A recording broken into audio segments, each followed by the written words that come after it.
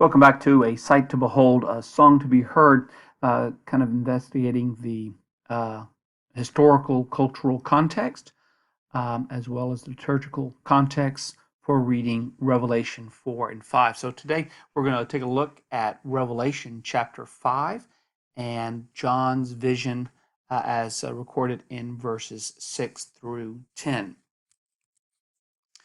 Then I saw a lamb, looking as if it had been slain, standing at the center of the throne, encircled by the four living creatures and the elders.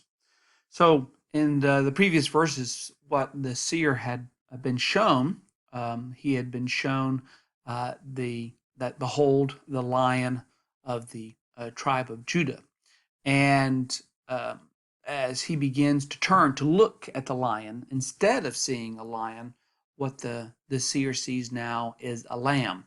Not just any lamb, but a very unique lamb, a lamb that really goes beyond descriptions. And what this particular lamb is seen, he sees one that has been slain, not only slain though, but one that is also standing. So these imageries of being slain, the language of slain carries the idea that it has become a victim in some way. Someone has perpetrated something against this lamb. And so, of course, in the Christian tradition, all Christians understand what has happened to Jesus. Jesus became someone who was victimized by the powers that were at play, that Rome exerted its force against him to stop him, to show who has the power of life and death over him and over his followers. But the Christian story is that there is death, yes, but there is also honor. And so while this lamb had been slain, it had been the victim of the power that was unleashed against it. It nevertheless has honor because this lamb now stands. And where this lamb stands is crucial. This lamb stands at the center of the throne. The words in the center of the throne area. And so this throne that has been seen, this throne that is typically in Jewish tradition associated with God who sits in heaven, now standing at the center of the throne is the lamb. So the lamb's positionality gives it honor. So though it had been shamed by the powers that were at work against it, though it had become a victim of what those powers could do, nevertheless, it now stands in a position of honor. What this does is the Christian narrative is kind of telling a story that Christ's death and his resurrection and his ascension, his lordship now is exposing the futility of the imperial violence by absorbing that violence. So instead of a narrative in which believers of Jesus are saying, well, there is this violent imperial force that is out there, and we are girding ourselves, as it were, to fight against it. We are going to have more power than they have power, in that we are going to use violence in order to bring them to their knees. Instead, we allow that power, we allow that violence to be perpetuated against us. And by allowing that violence to come against us, we expose its futility. That is, the powers that exist in the world wants to claim we have power over life and death, therefore fear us. And if you don't fear us and allow us to control you, then we are going to exert this power that we have upon you. We will extinguish your life. But by Jesus allowing that to happen, and then God raising him from the dead, we're showing you may claim that you have power over life and death, but we know the one who ultimately has power over life and death. Since he raised Jesus from the dead, you thought to destroy him, but he could not be destroyed. In other words, God allowed you to exert everything that you have, and yet still Christ lives. And so, what Christians participate in, the seer is demonstrating in the vision, is by absorbing that violence, you participate in what Christ was also doing by absorbing that violence on the cross. Love this quote here from Warren Carter, who's a New Testament scholar who's written a commentary on the book of Revelation, in which he says, "Power is vulnerability." So ultimate power is seen in Christ, the Lamb who was slain, who became vulnerable. We oftentimes think that if you are vulnerable, you are powerless. But the Christian message is actually the people who are vulnerable right now, the people who are being abused and oppressed by the powers and forces that are at work in the world, who trust in God during that time, are the ones that have true power. In Revelation 5, 6, second half, the Lamb had 7 horns and 7 eyes, which are the 7 spirits of God sent out into all the earth.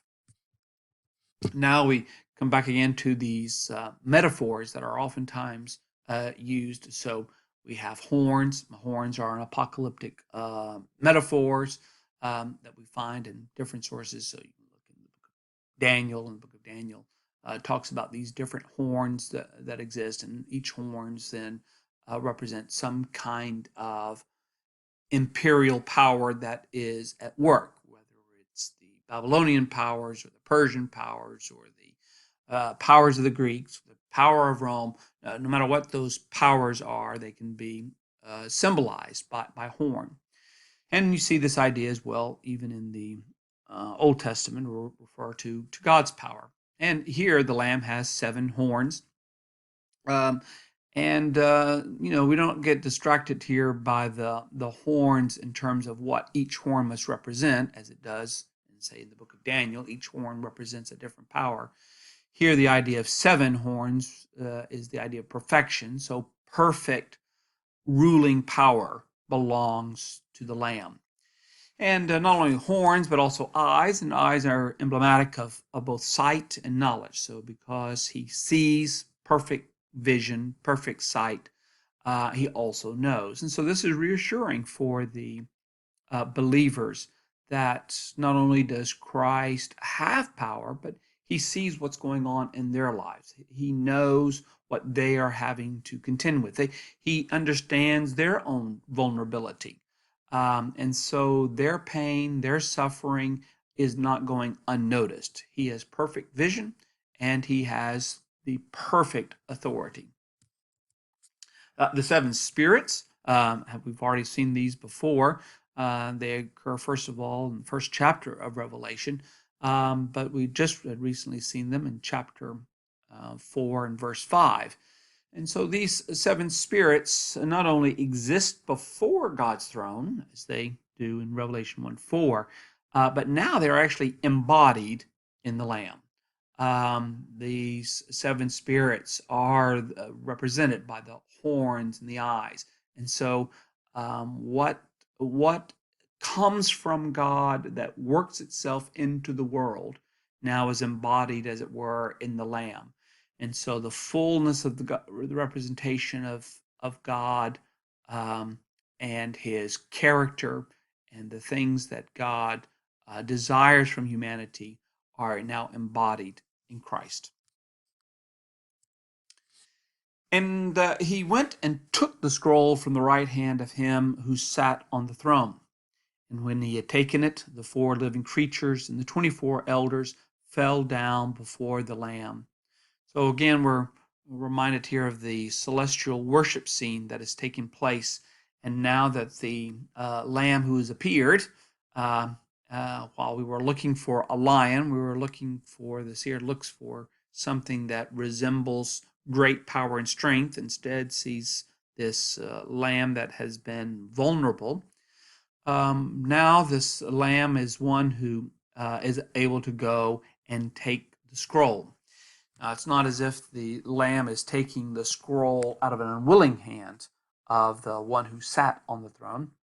Instead, what we have is the lamb is permitted to take into his hands, that is, to take into his control God's plans for humanity. We know that the scroll is sealed and that the scroll contains most likely God's plan for humanity's destiny, what will happen in the future. And heaven is waiting, as it were. The beasts and the elders are claiming, who is it that's worthy to be this agent of God, the one seemingly overpowered by Rome. And her surrogates is God's true agents. Of course, Christians understand that Jesus was crucified by the Romans, but he was crucified by the Romans at the behest of Jewish leaders, particularly by the high priest, by the chief priests and scribes who wanted to stop Jesus. They were the ones who forced Rome's hand, as it were, to have Jesus executed. And so they are the surrogates of Rome. They want to keep Rome's power on their side so that they can continue to wield power and control in their region.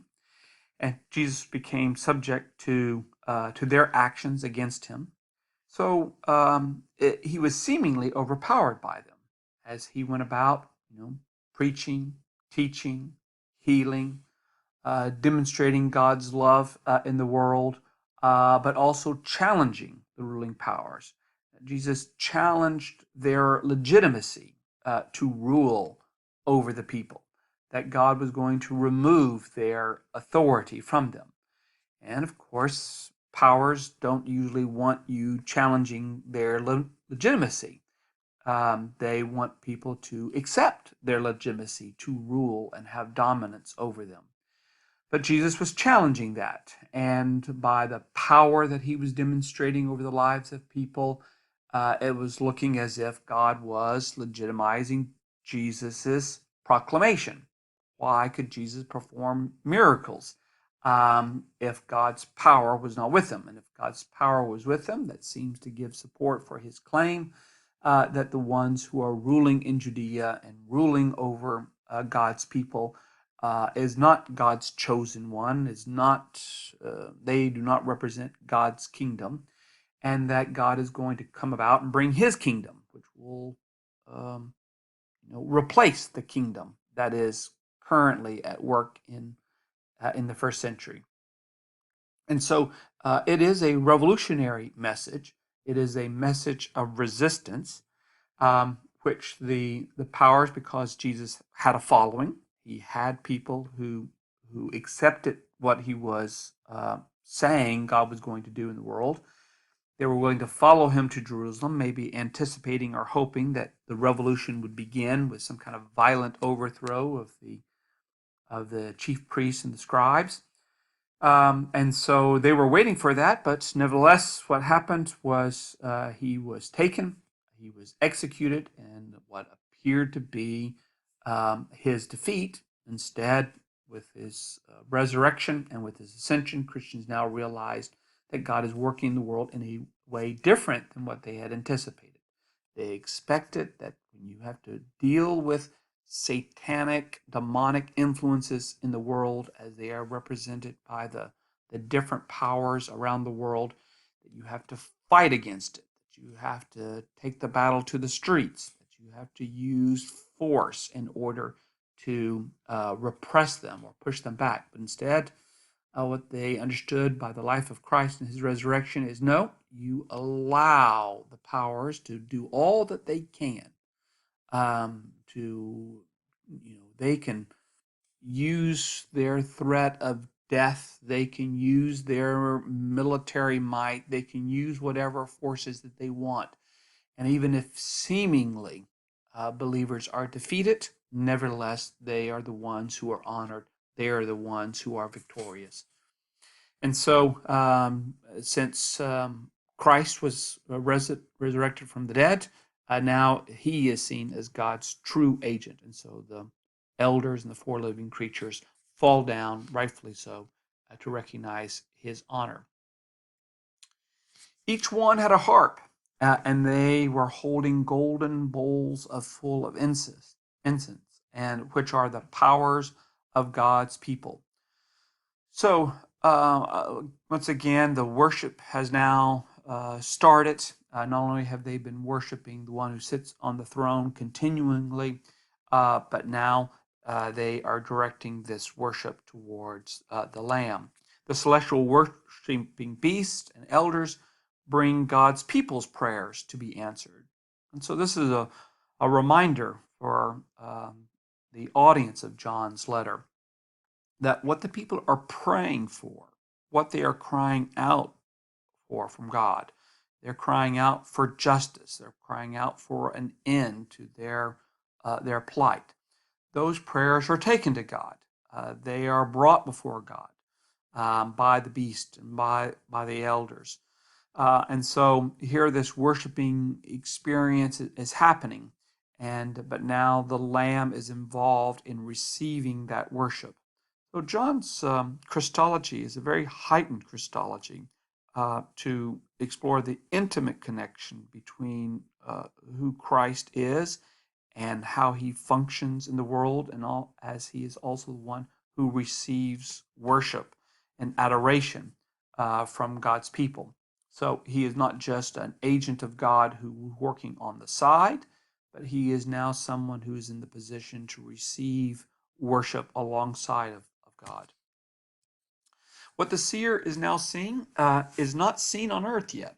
So the beast and the elders, in a sense, represent the entirety of humanity, including all the powers of the world. And here they are in the heavens, and they are now united in worship. And they are united in worship around one figure. And right now, no one can see that. Right now, in John's day and the seer's day, they can see lots of people worshiping lots of different gods, including the imperial cult, worshiping Rome and its power alongside the worship of other gods. And so different tribes, different groups of people are divided in who they think is worthy of exercising power in the world. Yes, Rome was trying to unite all of its empire around the worship or the recognition of imperial legitimacy and authority. But John knew that there were other nations that existed besides the Roman Empire, and they were worshiping their gods and they were worshiping their rulers. The world is divided amongst lots of different people with lots of different individuals that they think is worthy of honor. But now here in the heavenly realm, the beast and the representation of all of humanity and the elders, all of God's people recognizing who is the one to be worshipped. So what is now being seen in heaven is ultimately to be seen on earth. The day is coming when all those on earth will recognize the only one who is worthy of worship, who's the only true agent of God in the world. And they sang a new song, saying, "You are worthy to take the scroll and to open its seals, because you were slain, and with your blood you purchased for God persons from every tribe and language and people and nation. You have made them to be a kingdom and priests to serve our God, and they will reign on earth." This new song that is being sung, let's pause for a second to think about the worship itself and then think about our own worship and today in light of some of these themes or ideas.